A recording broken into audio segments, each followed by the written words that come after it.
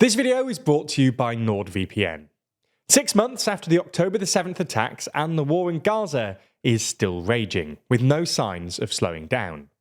While many British politicians and parties were originally quick to emphasise Israel's right to self-defence, as the war escalates and public disquiet grows, some are now looking more closely at the actions of the IDF and questioning their original stance.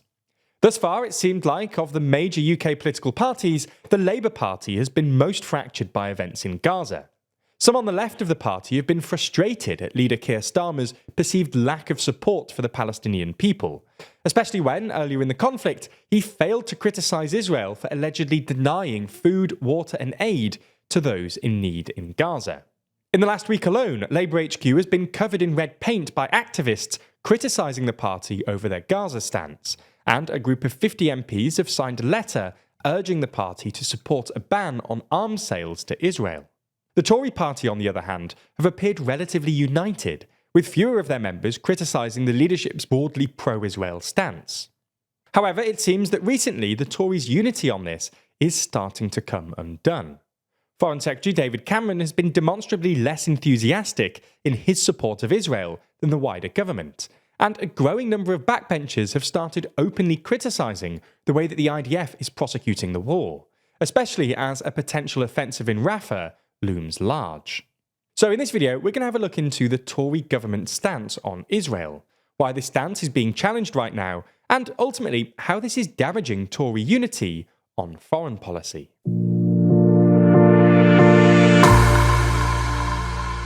Before we start, if you haven't already, please consider subscribing and ringing the bell to stay in the loop and be notified when we release new videos.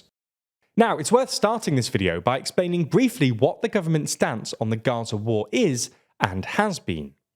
Swiftly following the events of October the 7th, Prime Minister Rishi Sunak stated that Israel has the UK's unequivocal support, not just today, not just tomorrow, but always. In fact, just over a week after October the 7th, Sunak himself visited Tel Aviv and told Benjamin Netanyahu directly that, quote, "We want you to win," and that he knew that Israel is taking every precaution to avoid harming civilians. Since then, though, Sunak's government has started to make clear that the UK's support for Israel has its limits. For example, at a UN Council meeting in January, Dame Barbara Woodward, one of the UK's permanent representatives at the UN, stated that the UK is alarmed by record levels of extremist settler violence in the occupied Palestinian territories, and that the UK firmly rejects any proposal that Palestinians should be resettled outside Gaza. The former point here is something that Israeli Prime Minister Benjamin Netanyahu has hit back against, with him stating that the overwhelming majority of residents in Judea and Samaria are law-abiding citizens. Additionally, on the 20th of October last year, Prime Minister Rishi Sunak met with the President of the Palestinian Authority, Mahmoud Abbas, in Cairo and reiterated the UK's long-standing commitment to the two-state solution. This is something that Netanyahu apparently opposes, with his office telling the American president that after Hamas is destroyed, Israel must retain security control over Gaza to ensure that Gaza will no longer pose a threat to Israel, a requirement that contradicts the demand for Palestinian sovereignty.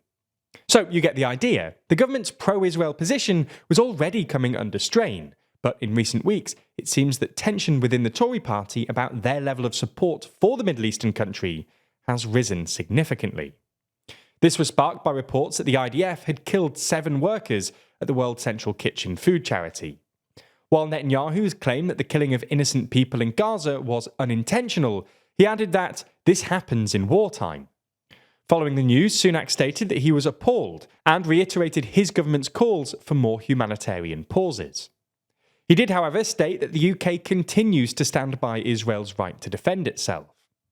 However, the support of others in his government and party for Israel have started to wane, most notably that of his Foreign Secretary Lord Cameron. Now, Cameron himself is an interesting figure when it comes to Israel. On a trip to Turkey back in 2010, Cameron stated that Gaza cannot and must not be allowed to remain a prison camp.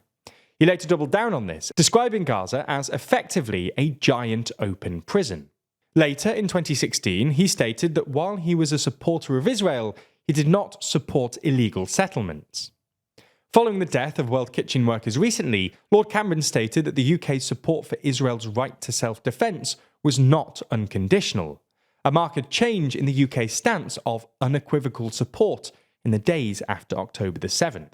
Moreover, it seems that Tory backbenchers are wanting to see even more of a change in the government's stance on Israel. So far, Paul Bristow, Flick Drummond, David Jones and Alicia Kearns have all called on the government to suspend arms sales to Israel. This is something the UK would be required to do under international law if Israel had itself broken international humanitarian law. And, well, in her role as chair of the Select Committee on Foreign Affairs, Alicia Kearns claimed in a leaked recording that UK government lawyers have already advised the government that Israel has, indeed, broken international humanitarian law. As things stand, the UK government has not published its legal advice, something that it doesn't do as a matter of convention.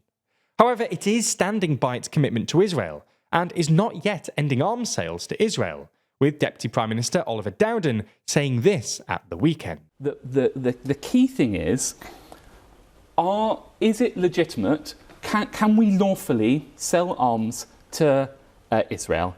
And yes, that is the case, and that is the basis. On that basis, the Foreign Secretary has given advice to the Business Secretary. It's not only the government either that are standing firm on this. Former Prime Minister Boris Johnson explained that it would be insane for the UK to introduce an arms ban on Israel. Former Home Secretary Suella Braverman argued that Israel was absolutely not in breach of international law, and former Brexit negotiator Lord Frost argued that the UK should continue to sell arms to Israel.